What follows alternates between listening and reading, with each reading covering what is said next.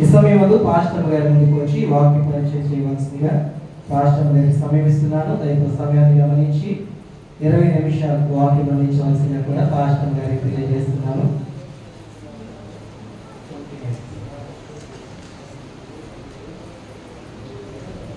నాకున్నటువంటి ఈ సమయాన్ని ఇచ్చినటువంటి దేవాదేవునికి, అదేవిధంగా సంఘ కాపులకి, కమిటీ వాళ్ళందరికీ కూడా నా ప్రత్యేకమైన వందనాలు తెలియజేస్తున్నాను. అందరికీ కూడా శుభ శుక్రవార శుభాకాంక్షలు తెలియజేస్తున్నాను. దేవుడు మనల్ని దీవించి ఆశీర్వదించును గాక. ఆమేన్. ఈ సమయంలో నాకు ఇవ్వబడినటువంటి 5 మాటలు మనందరం కూడా ధ్యానం చేసుకుందాం. ఇప్పటి వరకు మొదటి నుంచి ఈ 4 మాటలు కూడా చాలా చక్కగా ఇచ్చినటువంటి సమయంలో ప్రతి ఒక్కరు కూడా వర్ణిస్తూ వాటిని వివరిస్తూ మన యొక్క ఆత్మీయ జీవితాలను ముందుకు నడిపించిన విధానం బట్టి ప్రతి ఒక్కరు కూడా ప్రత్యేకమైన వందనాలు తెలియజేస్తూ ఈ సమయంలో నాకు ఇచ్చినటువంటి మాటను మనం ధ్యానం చేసుకుందాం. యోహాను సువార్త 19వ అధ్యాయము 28, 29 వచనాలు నేను చదువుతున్నాను. దయచేసి అందరూ గమనించండి. అటు తరువాత సమస్తమును అప్పటికి సమాప్తమైనదని యేసు ఎరిగి లేఖనం నెరవేరినట్లు నేను తప్పికొనుచున్నాను. నేను చిరకతో నిండిన ఒక పాత్ర అక్కడ పెట్టి ఉండను గనుక వారు ఒక స్పంజి చిరకతో నింపి హిస్సోపు బుడగకు తగిలించి ఆయన నోటికి అందించిరి. యేసు ప్రభు శిలువ మీద ఎన్ని మాటలు పలికారండి? 7 మాటలు. యేసు ప్రభు 7 మాటలు శిలువ మీద పలికితే వాటిని 2గా విభాగించవచ్చు. రెండు పోర్షన్స్ గా వాటిని మనం విభాగించి చూడవచ్చు. మొదటి 3 మాటలు తండ్రి మీరేం చేసినారో మీరు ఎరుగురు అనేటువంటి మొదటి మాట.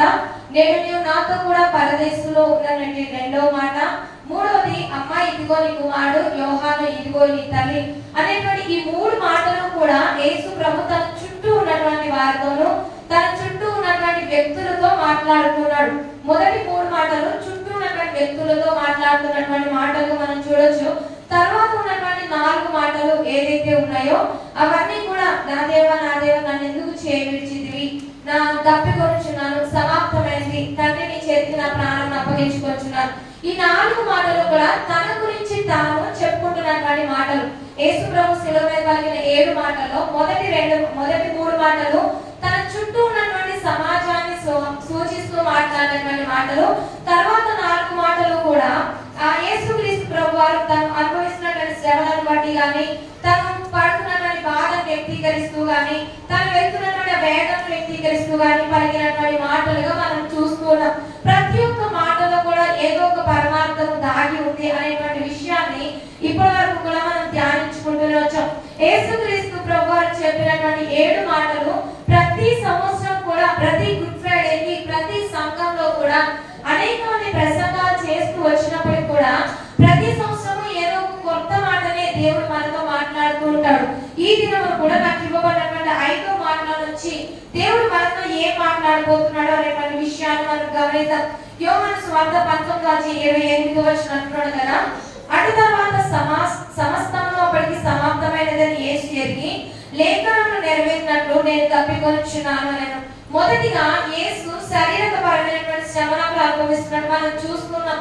యేసుక్రీస్తు ప్రభు వారిని గురువారం రాత్రి అనగా నిన్న రాత్రి 12 గంటల సమయంలో వారు పట్టుకుంటే మొదటిగా ఆయనను ప్రధాన యాజకుల దగ్గర తీసుకెళ్లారు, తర్వాత పిలాతు దగ్గర తీసుకెళ్లారు, తర్వాత హేరోదు దగ్గర తీసుకెళ్లారు, తర్వాత మళ్ళీ పిలాతు దగ్గర తీసుకొచ్చారు. ఈ విధంగా యేసుక్రీస్తు ప్రభువారు పట్టబడినది మొదలుకొని ఆయనను ప్రతి ఒక్క చోటికి తిప్పుతూనే ఉన్నారు. తిప్పుతూ ఉన్నట్టే మాత్రమే కాదు కానీ యేసు పిలాతు దగ్గరికి వెళ్ళినప్పుడు ఆయన 39 కొరడా దెబ్బలు కూడా తినడం జరిగింది.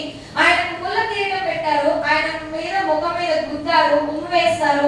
ఆయన రకరకాల చిత్రవర్ధన చేసి ఆ పరిస్థితి కూడా ఆయన నడిపించుకున్నటువంటి విధానాన్ని మనం చూస్తున్నాం. అయితే యేసుక్రీస్తు ప్రభువారు ఈ పరిస్థితి కూడా నడిపించబడినప్పుడు ఆయన శిలువ వేయబడినటువంటి తర్వాత ఆయన చేతులలో మేకులు కొట్టి కాళ్ళలో మేకులు కొట్టి ఈ విధమైనటువంటి 10 రకాలైనటువంటి శ్రమలను ఆయన పెట్టినప్పుడు ఆయన శరీరపరమైనటువంటి శ్రమలు అనుభవిస్తూ ఆయన పలుకుతున్నటువంటి మాట ఏంటంటే నేను తప్పికొనుచున్నాను అనేటువంటి మాటను పలుకుతున్నాడు. ఆయన ఎందుకు తప్పికొనాల్సి వచ్చింది, ఆయన ఎందుకు తప్పికొంటున్నానని చెప్పాల్సి వచ్చింది అని అంటే మనం చూడండి. హెబ్రీయులకు రాసినటువంటి పత్రిక 4వ అధ్యాయం 15వ వచనము నేను చదువుతున్నాను, గమనించండి. హెబ్రీయులకు రాసినటువంటి పత్రిక 4వ అధ్యాయం 15వ వచనంలో ఒక మాట రాయబడుతుంది. మన ప్రధాన యాజకుడు మన బలహీనతయందు మనతో సమానభావం లేనివాడు కాడు గాని సమస్త విషయములలోనూ మన వలె శోధింపబడెను, ఆయన పాపము లేనివాడుగా ఉండెను. యేసుక్రీస్తు ప్రభువారు 100% మ్యాన్ గా 100% గాడ్ గా ఈ లోకంలో జీవించాడంటే ఆయన పూర్తిగా మానవుడు, పూర్తిగా దేవునిగా ఈ లోకంలో జీవించాడు. అందుకని ఇక్కడ అంటున్నాడు కదా, మా హెబ్రీయులకు రాసినటువంటి గ్రంథకర్త మన ప్రధాన యాజకుడు మన బలహీనతయందు మనతో సమానభావం లేనివాడు కాదు కానీ సమస్త విషయములలో మనతో సమానభావం కలిగిన వాడిగా ఆయన ఉన్నాడు. ఒకే ఒక్క విషయంలో అలా లేడు. ఏంటి అంటే పాపము విషయంలోనే మాత్రమే అలా లేడు, కానీ మిగిలిన ప్రతి ఒక్క విషయంలో ప్రతి మానవుడు శరీరాన్ని ధరించుకున్న ప్రతి వ్యక్తి కూడా ఏ విధమైనటువంటి ఆకలి దప్పుల గుండా వెళ్తూ ఉంటాడో, ఏ విధమైనటువంటి శోధన గుండా వెళ్తూ ఉంటాడో, ఏ విధమైనటువంటి బాధల గుండా వెళ్తూ ఉంటాడో, ఆ విధమైనటువంటి ప్రతి ఒక్క అనుభవం గుండా యేసుక్రీస్తు ప్రభువారు నీ కోసం నా కోసం నడిపించబడిన విధానాన్ని సూచిస్తూ ఆయన చెప్తున్నటువంటి మాట ఏంటంటే నేను దప్పిక గురించున్నాను. అందుకని ఆయన యేసుక్రీస్తు ప్రభువారు 40 దినాలు ఉపవాసం ఉండి కొనది వస్తున్నప్పుడు ఆయనకు ఆకలేసింది. లాజరు చనిపోయినప్పుడు ఆయన కన్నీరు కాచడం మనం చూస్తాం. అంటే ఒక మనిషి ఈ లోకంలో జీవించినప్పుడు, ఒక మనిషి శరీరాన్ని ధరించుకొని జీవిస్తూ ఉన్నప్పుడు ఏ విధమైనటువంటి అనుభవాలు కూడా తను వెళ్తూ ఉంటాడో ప్రతి అనుభవం కూడా యేసుక్రీస్తు ప్రభువారు నడిపించబడ్డారు. ఎందుకు ఆ విధంగా నడిపించబడాల్సి వచ్చింది అని అంటే కూడా ఇక్కడ అంటున్నాడు కదా, సమస్త విషయంలో మన వలె. అరే మన రోజు మనం అంటాం ఏమో తెలుసా, నీకేం తెలుసు ప్రభు నా కష్టం, నీకేం తెలుసు ప్రభు నా ఆకలి బాధ, నీకేం తెలుసు ప్రభు నేను ఒక వ్యక్తిని కోల్పోతే వచ్చేటువంటి బాధ. అటువంటి మాట ఏది కూడా నువ్వు పలకకుండా ఉండడానికి ఆయన నీ వలె ప్రతి విషయంలోనూ కూడా శోధింపబడ్డాడు. అందుకని 5వ మాటలో అంటున్నటువంటి మాట ఏంటంటే నేను తప్పికొంచున్నాను, నేను ఈ లోకంలో నీ కోసం శరీరాన్ని ధరించి వచ్చాను, నీతో సమానభావం కలిగిన వాడిగా ఉండాలని ఈ శరీరాన్ని నేను ధరించుకొని వచ్చానని, నేను పూర్తిగా నీ కోసం మానవ రూపాన్ని ధరించుకొని వచ్చానని సూచించడానికి మొట్టమొదటిగా 5వ మాటలు అని అంటున్నాడు. ఎవరంటే నేను తప్పిక గురించున్నాను అని అంటున్నాడు. అందుకని యోహాను రాసిన పత్రిక 1వ అధ్యాయం 14వ వచనంలో కూడా అంటాడు ఏమంటే తాను శరీరధారుడుగా ఈ లోకానికి ఎందుకు రావాల్సి వచ్చింది, ఎందుకు ఆయన శరీరంలో శ్రమ అనుభవించాల్సి వచ్చింది, ఎందుకు శరీరాన్ని ధరించాల్సి వచ్చింది అంటే మనతో ప్రతి విషయంలోనూ సమానభావం కలిగిన వాడిగా ఉండడానికి. ఇంతకుముందు క్రిస్మస్ టైంలో మనం ఒక స్టోరీ నేర్చుకుని చెప్పడానికి టైం లేదు, కానీ ఒక వ్యక్తికి ఆ చీమకి చీమలా చెప్తేనే అర్థమవుతుంది, ఒక జంతువుకి జంతువు రూపంలో చెప్తేనే అర్థమవుతుంది. అదే విధంగా ఒక వ్యక్తికి వ్యక్తి రూపంలో వచ్చి చెప్తేనే ఆ అనుభవాలు ఏదైనప్పటికీ కూడా అర్థమవుతాయి అనే విధానంలో యేసుక్రీస్తు ప్రభువారు నీ కోసం నా కోసం మంచి శరీరాన్ని ధరించి ఈ లోకానికి వచ్చి నీ కోసం నా కోసం ప్రతి అనుభవం కూడా ఆయన నడిపించబడడం జరిగింది. ఇది మొదటిది ఏంటంటే ఆయన పూర్తిగా మానవుడిగా 100% ఏదైతే గాడ్ గా ఉన్నాడో 100% మ్యాన్ గా అంటే మనిషిగా నీ కోసం నా కోసం ఈ లోకానికి వచ్చినటువంటి విధానాన్ని సూచిస్తూ ఆయన శరీర దాహాన్ని అక్కడ వెల్లడిస్తూ ఉన్నాడు. రెండవదిగా మనం గమనించినట్లయితే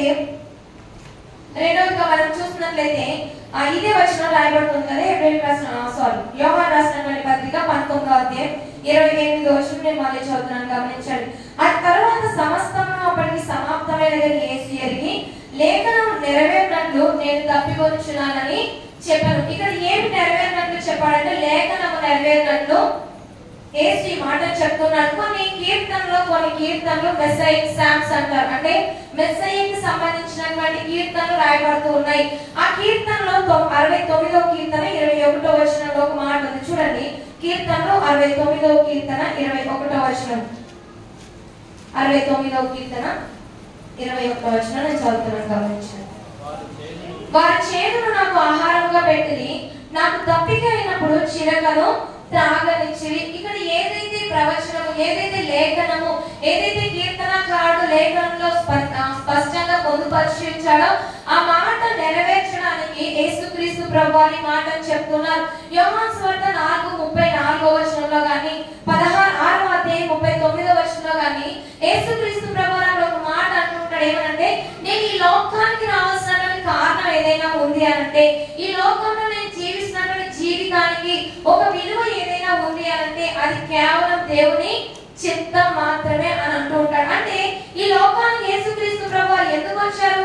తండ్రి చిత్తాన్ని, ఈ లోకంలో యేసుక్రీస్తు ప్రభువారు ఎందుకు జీవిస్తున్నారు? తండ్రి చిత్తాన్ని నెరవేర్చడానికి. ఈ లోకంలో యేసుక్రీస్తు ప్రభువారు ఎందుకు శ్రమలు అనుభవిస్తున్నారు? తండ్రి చిత్తాన్ని నెరవేర్చడానికి. అంటే ఇక్కడ మనం గమనించాల్సినటువంటి విషయం ఏంటంటే, అందుకని లూకాసు సువార్త 22వ అధ్యాయం 43వ వచనంలో కూడా ఆయన అంటూ ఉంటాడు ఏమంటే, తండ్రి నా చిత్తము నా ఇష్టం కాదు కానీ నీ చిత్తమే సిద్ధించును. గెత్సేమనే తోటలో ఆయన చేసినటువంటి ప్రార్థన. అంటే యేసుక్రీస్తు ప్రభువారు ఈ లోకంలో జన్మించినప్పటి నుండి ఆయన మరణించేంత వరకు కూడా ప్రతి విషయంలో కూడా తండ్రి చిత్తాన్ని నెరవేర్చడానికి ఆయన ప్రయాసపడినట్టు మనము మరి ఈ రోజు దేవుని బిడ్డగా ఈ లోకంలో జీవిస్తున్నటువంటి నీవు కానీ నేను కానీ ఎవరి చిత్తాన్ని నెరవేరుస్తున్నామంటారు? యేసుక్రీస్తు ప్రభువారు సిలువ మీద సహితము యేసుక్రీస్తు ప్రభువారు కొన్ని గంటల్లో చనిపోతారనేటువంటి ఆ చివరి నిమిషం వరకు కూడా తన జీవితంలో తండ్రి చిత్తాన్ని నెరవేర్చడానికి మాత్రమే తను ప్రయాసపడినట్టు మనం చూస్తున్నాం. అందుకని అంటున్నాడు కదా, లేఖనము ఏదైతే చెప్పబడిందో, దేవుని యొక్క వాక్యం ఏదైతే మాట్లాడుతుందో, దేవుడు తన ఏ చిత్తమైతే కలిగి ఉన్నాడో ఆ చిత్తాన్ని నెరవేర్చడానికి యేసుక్రీస్తు ప్రభువారు లోకానికి. మరి నీవు నేను ఈ లోకంలో జీవిస్తున్నామంటే ఎవరి చిత్తాన్ని నెరవేరుస్తున్నాం? చాలా సార్లు మన స్వచిత్తాన్ని మనం నెరవేర్చుకుంటూ ఉంటాం, దేవుని యొక్క చిత్తాన్ని పక్కన పెట్టేసుకుంటాం, దేవుని పక్కన పెట్టేస్తూ ఉంటాం. అయితే నేను ఈ రోజు దేవుని యొక్క వాక్యం ద్వారా మిమ్మల్ని హెచ్చరిస్తూ చెప్తున్నాను, లేఖనము నెరవేరినట్లు ఆయన చివరి వరకు కూడా దేవుని చిత్తాన్ని ఏ విధంగా అయితే చేయడానికి ఇష్టపడాడు, నీ నా జీవితాల్లో కూడా తండ్రి చిత్తానికి మనము తల ఒకే వారిగా ఉండగలగాలి. ఎన్నో గుడ్ ఫ్రైడేలు గడిచిపోతున్నాయి కదా, దగ్గర ఇక్కడ ఉన్న వాళ్ళందరూ వయసు చూస్తుంటే యవనస్తులు పక్కన పెడితే ఒక్కొక్కరి జీవితంలో 30-40 గుడ్ ఫ్రైడేలు వెళ్ళిపోయింది కదా. మరి ఎవరి చిత్తాన్ని నువ్వు నెరవేరుస్తూ ఉన్నావు? ఎవరి చిత్తాన్ని నెరవేర్చడానికి లోకంలో నువ్వు జీవిస్తూ ఉన్నావు? దేవుడు యేసుక్రీస్తు ప్రభువారు ఈ లోకంలో మనకు ఒక మహాదని ఉంచిపోయాడు. ఏంటంటే ఆయన తుది శ్వాస వరకు, మరణం వరకు కూడా, ఆయన కొన్ని గంటలు చనిపోతాడనేటువంటి వరకు కూడా ఆయన తండ్రి చిత్తాన్ని నెరవేర్చడానికే ప్రయాసపడుతున్నాడు. మొదటిగా ఆయన శరీర దాహాన్ని కలిగి ఉన్నాడు, రెండవది ఆయన తండ్రి చిత్తాన్ని మరణం వరకు కొనసాగించినట్టు మనము చూస్తున్నాం. మన జీవితంలో కూడా తండ్రి చిత్తాన్ని మనం నెరవేర్చే వారికి ఉండాలి. మూడవదిగా మనం చూసినట్లయితే చేదు చిరకను ఆయనకు అప్పగించినట్టు మనం చూస్తాం. ఇంకా ముందు కీర్తనలు 69వ కీర్తన 21వ వచనం మనం చదువుకున్నాం కదా.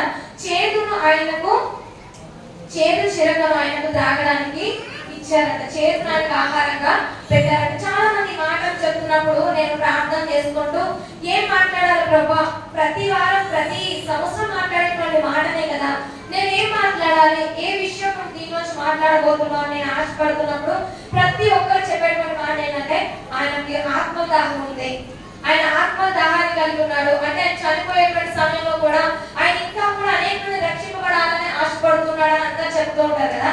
అది చెప్తున్నప్పుడు నిజమేనా ప్రభా, అంతేనా, అంత మించి ఏం లేదా ఈ మాటలు అనుకున్నప్పుడు నాకు దేవుడు పరిశుద్ధాత్మ దేవుడు బయలుపరిచినటువంటి ఒక విషయాన్ని మీకు చెప్తాను.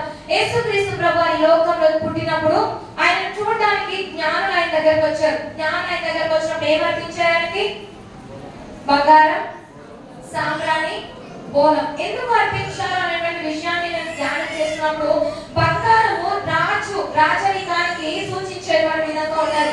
అంటే మొదటి వ్యక్తి అర్పించినప్పుడు యేసయ్య నువ్వు యూదులకు రాజు అని చెప్పేసి ఆయన రాజరికానికి గుర్తుగా బంగారాన్ని అర్పించడం జరిగింది. రెండవదిగా సాంబ్రాన్ని ఎందుకు అర్పించండి, అది ఒక సుగంధ ద్రవ్యం లాంటిది. అంటే ఆయన పునరుద్ధరణపై తిరిగి లేస్తాడు, ఆయన ఆరాధనకు యోగ్యుడు అనేటువంటి ఆయన సూచిస్తూ సాంబ్రాన్ని అక్కడ అర్పించడం జరిగింది. మూడో వ్యక్తి బోలం అర్పించాడు. ఈ బోలము అంటే ఒక మత్తు పదార్థం లాంటిది అన్నమాట ఈ బోలము. సో ఈ బోలాన్ని దేనికి సాదృశ్యంగా ఉందంటే నువ్వు ఈ లోకంలో రాజుగా పుట్టావు, నువ్వు ఆరాధనకి యోగ్యుడవు, నువ్వు స్తుతికి అర్హుడవు. అయితే నువ్వు పొందబోయేటువంటి శ్రమలకు, నువ్వు పొందబోయేటువంటి ఆ యొక్క క్రూసిఫిక్షన్ కి ఏదైతే ఉందో దానికి సాదృశ్యంగా ఈ బోలాన్ని అర్పించడము. అంటే యేసుక్రీస్తు పుట్టినప్పుడే దేవుడు తన యొక్క చిత్తాన్ని లోకంలో జరిగించడం అనేది ప్రారంభించాడు. మొదటిగా బంగారాన్ని ఆయన రాజరికానికి సాదృశ్యంగా అర్పించారు. రెండవది బోలమును ఆయన యొక్క క్రూసిఫిక్షన్ కి, శిలువ శ్రమలకు ఆ యొక్క బోల మత్తు పదార్థం కదా, సో దానికి సూచిస్తూ ఆ యొక్క బోలను అర్పించారు. సాంబ్రాన్ని ఆయన ఆరాధనకు అర్హుడు అనేటువంటి విధానాన్ని సూచిస్తూ సాంబ్రాన్ని అర్పించడం జరిగింది. చేదు చిరకను ఆయనకు త్రాగడానికి ఇచ్చినటువంటి వ్యక్తి ఎవరు? చేదు చిరకను యేసుక్రీస్తు ప్రభువు త్రాగడానికి ఇచ్చిన వ్యక్తి ఎవరు? అక్కడ పక్కన ఉన్నటువంటి సైనికుడు. యేసుక్రీస్తు ప్రభువారు నిజమైన దేవుడు అని తెలుసా? డైరెక్ట్ గా ఒక పాయింట్ చెప్తాను. యేసుక్రీస్తు ప్రభువారు దేవుడు అని తెలుసా? తెలియదు. ఆయన దాహం కొట్టాడన్నప్పుడు మంచి నీళ్ళు ఇవ్వాలన్నటువంటి మంచి ఉద్దేశం కలిగిన వాళ్ళు గట్టిగా చెప్పాలి కొంచెం. కాదు, యేసుక్రీస్తు ప్రభువారు నిజమైన దేవుడు అని తెలియదు. యేసుక్రీస్తు ప్రభువారు దాహమైంది, అయ్యో మంచి నీళ్ళు ఆయనకి ఇవ్వాలి, ఆయన తప్పి ఉండడానికి ఇవ్వాలి అని తెలిసినటువంటి మంచి హృదయం కలిగినటువంటి వారు కూడా కాదు. మరి నువ్వు నేను యేసుక్రీస్తు ప్రభువారు నిజమైన దేవుడు అని మనకి తెలుసు. ఒక మాట చదువుకున్న మాటలు ముగిస్తాను. చూడండి, యెషయా గ్రంథము 5వ అధ్యాయము. యెషయా గ్రంథము 5వ అధ్యాయంలో దేవుడు అంటున్నటువంటి ఒక మాట చూడండి. యెషయా గ్రంథం 5వ అధ్యాయము 1 నుంచి 2 వచనాలు నేను త్వరగా చదువుతున్నాను, దయతో గమనించండి. నా ప్రియుని గురించి పాడేదను వినుడి, అతని ద్రాక్ష తోటను బట్టి నాకు ఇష్టమైన వారి గురించి పాడేదను వినుడి. సత్వ భూమి గల కొండ మీద నా ప్రియునికి ఒక ద్రాక్ష తోట ఉండెను. ఆయన దాన్ని బాగుగా తవ్వి రాళ్ళని ఏరి అందులో శ్రేష్టమైన ద్రాక్ష తీగలు నాటించాను. వాటి మధ్యన బురుజు ఒకటి వేయించి ద్రాక్ష తోటిని తొలగించాను. ద్రాక్ష పండ్లు ఫలింపవలని ఎదురు చూచుచున్నాను గాని అది కారు ద్రాక్షలు. యేసుక్రీస్తు ప్రభువారు నిన్ను నన్ను పాపపు లోకంలో జీవిస్తున్నప్పుడు, పాపంతో నిండిపోయినప్పుడు, పాపంతో నిండినటువంటి హృదయాలతో జీవిస్తున్నప్పుడు, పాపపూరితమైనటువంటి జీవిత విధానాలు మనం కలిగి ఉన్నప్పుడు ఆయన ఏ విధంగా మనల్ని చేశాడంటే శ్రేష్టమైనటువంటి భూమిలో మనం తీసుకుని వచ్చి సంఘం అనేటువంటి తోటలో నిన్ను నాటి నీకు ప్రతి వారము, ప్రతి నిమిషము, ప్రతి క్షణము కూడా దేవుని వాక్యము అనేటువంటి నీరును పోసి సాతాను నిన్ను ముట్టకుండా నీ చుట్టూ ఒక కంచెను, ప్రార్థన కంచెను ఆయన వేస్తూ ప్రతి నిత్యము కూడా తన దేవదూతలతో నిన్ను కాపాడుతూ వస్తూ ఆయన ఆశిస్తున్నది ఏంటి అంటే నువ్వు మంచి ద్రాక్షాలు కాయాలని ఆయన ఆశిస్తుంటే ఇక్కడ అంటున్నాడు ఏమంటే ద్రాక్ష పండు ఫలింపవాలని ఎదురు చూచుచుండెను కానీ అది కారు ద్రాక్షలు. ఈ రోజు యేసుక్రీస్తు ప్రభువారిని ఆరాధించడానికి వచ్చినటువంటి ఈ గుడ్ ఫ్రైడే సందర్భంగా జ్ఞాపకం చేసుకోవడానికి వచ్చినటువంటి నీవు నేను ఎలా ఉన్నామో తెలుసా? చేదు కాయలాగా, చేదు చెరగలాగా ఉన్నాం. ఆనాడు నిజమైన సైనికులకు తెలియదు యేసుక్రీస్తు ప్రభువారు దాహం అవుతుంది, మంచి నీళ్ళు ఇవ్వాలని. అంత మంచి హృదయం వాళ్ళకు లేదు, అంత మంచి తెలివి లేదు, అంత మంచి జ్ఞానం లేదు. యేసుక్రీస్తు ప్రభువారు నిజమైన దేవుడు అనేటువంటి గ్రహింపు వారికి లేక వారు ఏమి ఇచ్చారంటే ఆయన చేదు చెరగలు. మరి ఈ రోజు ఆయన మీ దగ్గరకు వచ్చి, నా దగ్గరకు వచ్చి, బిడ్డ నేను తప్పికొంటున్నాను బిడ్డ, బిడ్డ నిన్ను చూసి నేను నీ నుండి ఆశిస్తున్నాను బిడ్డ అని అన్నప్పుడు మరి నువ్వేమిస్తున్నావు ఆయనకి? సైనికుడైతే చేదు చెరగనిచ్చాడు. ఈ రోజు చాలా మంది జీవితాల్లో అనేకమైన గుడ్ ఫ్రైడేలు, అనేకమైనటువంటి పునరుద్ధరణ దినాలు, అనేకమైనటువంటి సంవత్సరాలు గడిచిపోతున్నాయి కానీ ఇంకా వారి జీవితాలు చేదు చెరగగానే యేసుక్రీస్తు ప్రభువు నీ దగ్గరికి, నా దగ్గరకు వచ్చి నిలబడినప్పుడు ఆయన ఏ విధంగా ఉన్నాడంటే బాధతో ఇంకా కూడా కన్నీరు కారుస్తూనే. అందుకని అంటాడు ఆనాడు వారు తెలియక సిలువ వేశారేమో, ఈనాడు నీవు తెలిసి తెలిసి తెలిసి కూడా ఇంకా నన్ను ఆ బాధ గురి చేసుకునే. ఆనాడు వారు చేదు చెప్పించినప్పుడు యేసుక్రీస్తు ప్రభువు బాధపడకపోవచ్చు, ఏమనుకుంటుండొచ్చు అంటే మేబీ వీళ్ళకి తెలియదు కదా. అందుకని తండ్రి వీళ్ళు ఏం చేస్తున్నారు, వీళ్ళకి మేబీ లేఖనం నెరవేరడానికి ఇలా చేస్తున్నారని వాళ్ళు అనుకుంటుండొచ్చు. కానీ ఈ రోజు మాత్రం దేవుడిని నువ్వు శ్రేష్టమైన దాన్నే ఆశిస్తూ ఉన్నాడు. తండ్రిని సంతోషపరచగలిగే ఫలము నువ్వు ఇస్తున్నావా, ఇవ్వట్లేదా అనేది ఈ గుడ్ ఫ్రైడే రోజు మనందరం కూడా మన యొక్క వ్యక్తిగత జీవితాలు పరిశీలించుకునే వారు కూడా ఒక్కొక్క మాట నేను చెప్తాను. యోహాను సువార్తలోనో మార్కు సువార్తలోనో అనుకుంటాడు ఏమనంటే నేను ద్రాక్ష తోటలో ఒక మంచి చెట్టు నాటాను.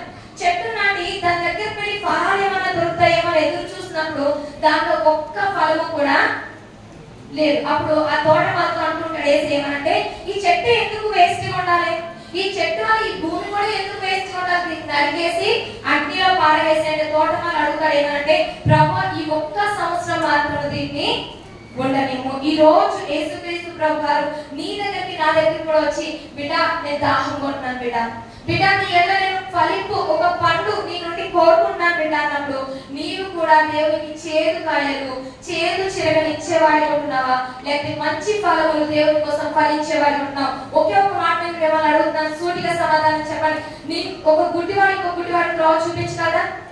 మన జీవితాలే చేదు చిరగలాగా ఉంటాయి. ఇంకే ఆత్మను రక్షిస్తామంటారు చెప్పండి. మనం నీ జీవితాన్ని కదా ముందు దేవునికి మంచిగా సమర్పించుకోవాలి. నీ జీవితాన్ని చూసి కదా ఆయన ముందు సంతోషపడాలి.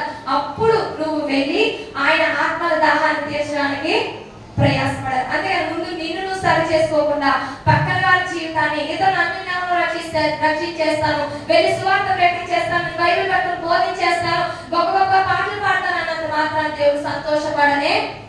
ఆయన ఆత్మ దాహాన్ని మొదట నీవు తీర్చి తర్వాత అనేక మంది దాహాన్ని తీర్చడానికి నువ్వు వెళ్ళు. కాబట్టి మూడే మూడు విషయాలు చెప్తున్నాను. మొదటిగా ఆయన 100% నీ నా కోసము, నీ నా ప్రతి అనుభవం కూడా నడిపించబడడానికి శరీరాన్ని ఈ రోగాన్ని ధరించుకొని వచ్చాడు. ప్రతి అనుభవంలో కూడా ఆయన నీతో పాటు నాతో పాటు సమానుభవం కలిగిన వాడిగా ఉన్నాడు. రెండవది తండ్రి చిత్తాన్ని మరణం వరకు జరిగించాడు. నీవు నేను కూడా మన చిత్తాన్ని పక్కన పెట్టి దేవుని యొక్క చిత్తాన్ని నెరవేర్చే వారు ఉండాలి. మూడవది ఆనాడు అక్కడ ఉన్నటువంటి సైనికులు చేరు చిరకనాయనకి ఇచ్చారు.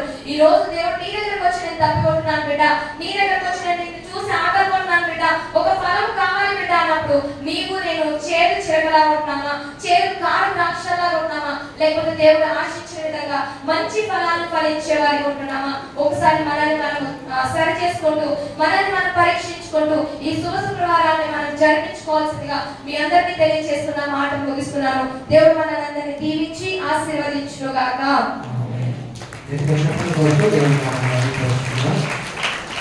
చాలా చక్కటి మాటలు అందించినటువంటి పాస్టర్ గారికి ప్రత్యేక వందనాలు తెలియజేస్తున్నాను.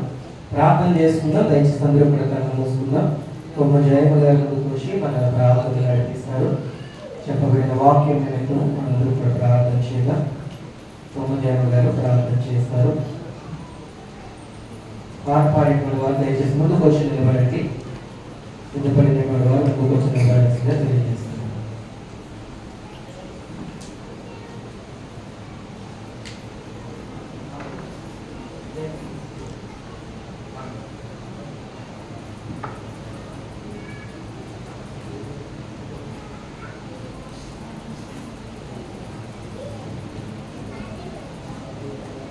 అందరు కళ్ళు మూసుకున్నట్లయితే ప్రార్థన చేసుకున్నాం.